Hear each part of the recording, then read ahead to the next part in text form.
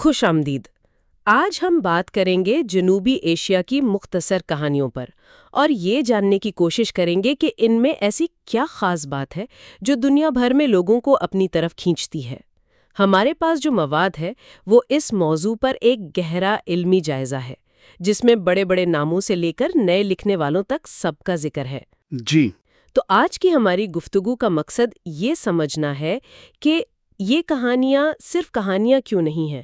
یہ کہانیاں نو آبادیاتی دور کی الجھنوں، شناخت کے بحران اور اس مستقل کشمکش کی عکاسی کرتی ہیں جو گھر اور باہر کی دنیا کے درمیان جاری رہتی ہے۔ اور یہ سوال بہت اہم ہے کیونکہ یہ کوئی ایک آپ کہیں کہ سیدھی سادھی صنف نہیں ہے، اس کا کینوس بہت بڑا ہے۔ ایک طرف سلمان رشدی ہیں جن کی کہانیاں ایک طوفان کی طرح ہیں، بڑی، علامتی، جادوئی اور شور مچاتی ہوئیں، اور دوسری طرف جھومپا لاہری یا ششی دیش پانڈے ہیں جن کی کہانیاں بارش کے بعد کی خاموشی کی طرح ہیں، گھریلو، حقیقت کے قریب اور جذبات سے بھری ہوئیں۔ اور اس میں صرف انڈیا، پاکستان یا بنگلہ دیش کی کہانیاں نہیں، بلکہ لندن، نیو یارک، ٹورنٹو میں بیٹھے ان لوگوں کی کہانیاں بھی ہیں جن کا دل اب بھی جنوبی ایشیا میں دھڑکتا ہے۔ چلیں پھر بالکل شروع سے شروع کرتے ہیں۔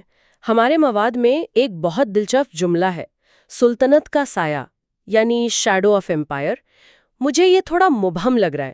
کیا اس کا مطلب صرف یہ ہے کہ لکھنے والے انگریزوں کے بارے میں لکھ رہے تھے یا اس کا کوئی گہرا نفسیاتی اثر تھا؟ بہت اچھا سوال ہے۔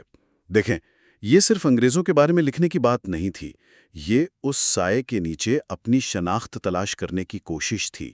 اچھا۔ آپ یوں سمجھے کہ کوئی آپ کے گھر میں آ کر نہ صرف آپ کے رہنے کا طریقہ بدل دے، بلکہ آپ کو یہ بھی بتائے کہ آپ کی زبان، آپ کی کہانیاں، آپ کی تاریخ سب کمتر ہیں۔ تو جب وہ چلا جاتا ہے تو آپ صرف آزاد نہیں ہوتے، آپ الجھن کا شکار بھی ہوتے ہیں۔ بالکل۔ آپ کون ہیں؟ آپ کی اصل کہانی کیا ہے؟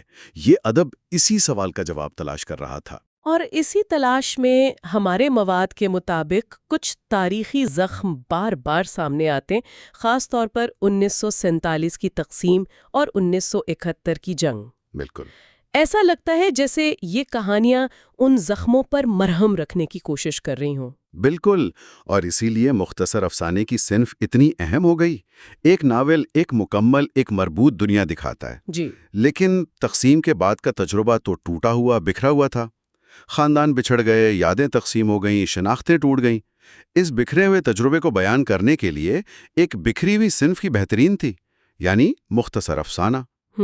یہ ایک طرح سے ہماری پرانی داستان گوئی اور مغرب کے جدید افسانے کے بیچ کا ایک پل بن گیا، جہاں ہر کہانی اپنے آپ میں مکمل بھی ہے اور ایک بڑی ٹوٹی ہوئی تصویر کا حصہ بھی۔ زبان کا مسئلہ بھی تو رہا ہوگا۔ انگریزی میں لکھیں جو حاکموں کی زبان تھی، یا اپنی زبانوں میں؟ یہی تو سب سے بڑی کشمکش تھی۔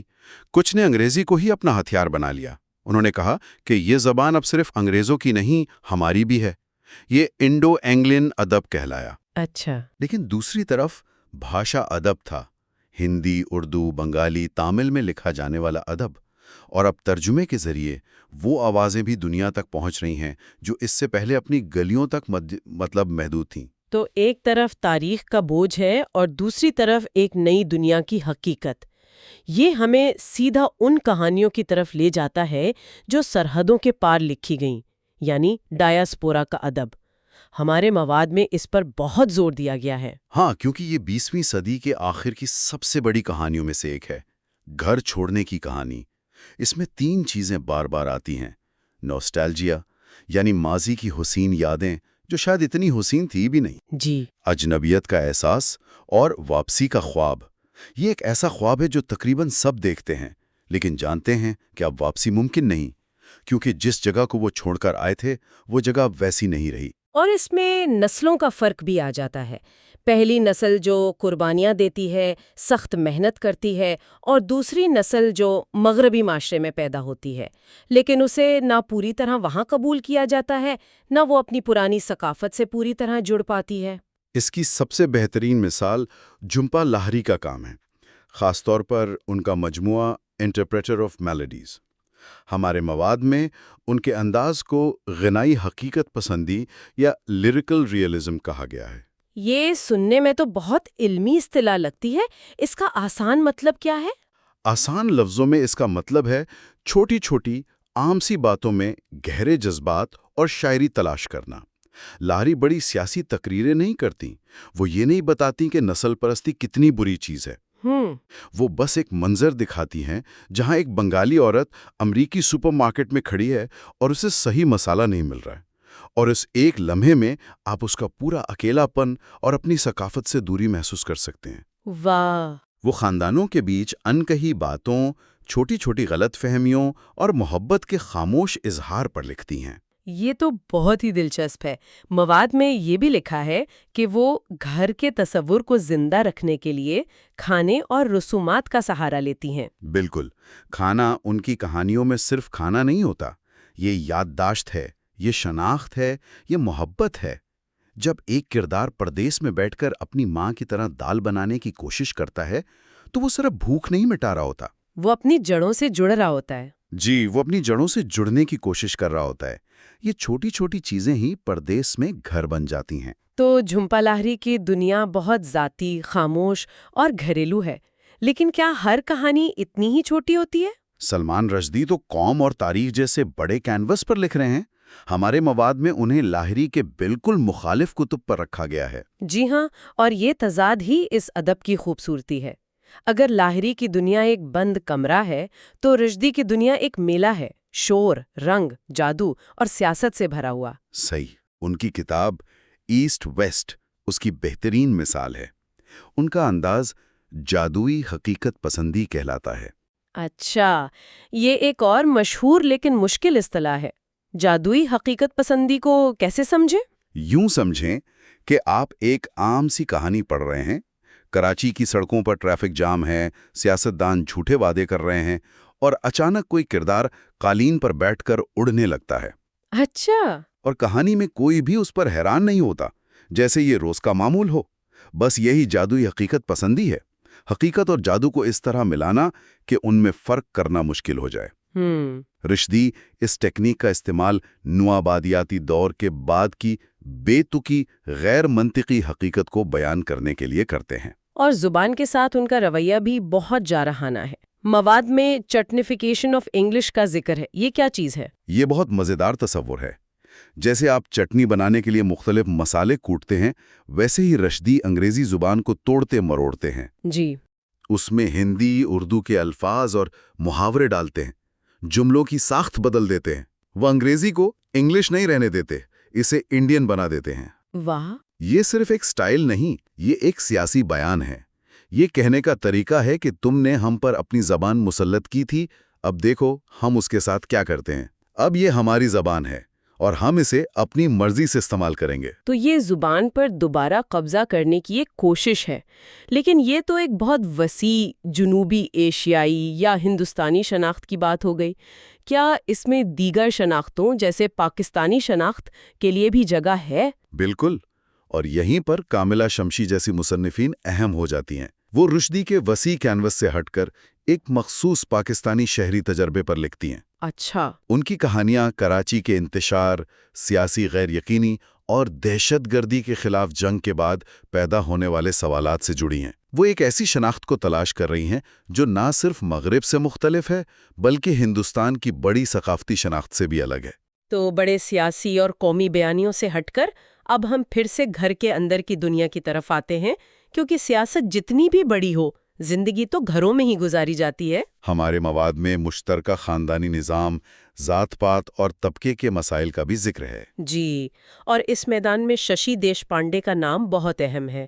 اگر لاہری تارکین وطن کے گھریلو مسائل پر لکھتی ہیں تو دیشپانڈے ہندوستان میں رہنے والی متوسط طبقے کی خواتین کی کہانیاں سناتی ہیں۔ یہ وہ خواتین ہیں جو باہر سے بہت روایتی نظر آتی ہیں، لیکن ان کے اندر ایک خاموش بغاوت چل رہی ہوتی ہے۔ کس قسم کی بغاوت؟ خاندان کی توقعات کے بوجھ کے خلاف بغاوت، اچھی بیوی یا فرمانبردار بیٹی کے کردار میں قید ہو جانے کے خلاف۔ ان کی کہانیاں اکثر ان خواتین کے بارے میں ہوتی ہیں جو اپنی چھوٹی چھوٹی خواہشات، اپنی ذات اور اپنی آواز کو تلاش کرنے کی جدوجہد کر رہی ہوتی ہیں۔ صحیح۔ دیش پانڈے کی سب سے خاص بات یہ ہے کہ وہ مغرب کی غیر ملکی یا ایگزوٹک نگاہ کے لیے نہیں لکھتی۔ وہ ہندوستان کو ویسا ہی دکھاتی ہیں جیسا وہ ہے، پیچیدہ، متضاد اور حقیقی۔ وہ مغرب کو مسالے، ہاتھی اور سانپ نہیں بیچتی۔